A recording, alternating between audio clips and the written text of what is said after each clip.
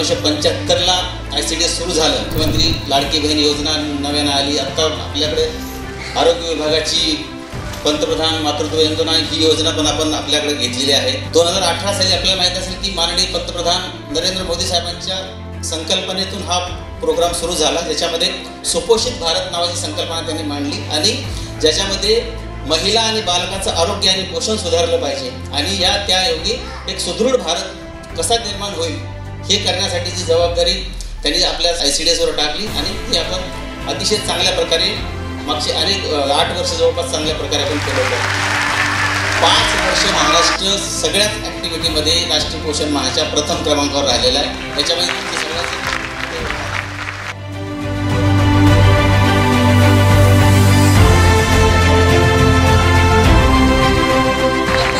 ज्या अंगणवाडी सेविका किंवा जे केंद्र पोषण महामध्ये उत्कृष्टरित्या काम करतात आपण त्यांना नेहमी पुरस्काराने सन्मानित करत असतो.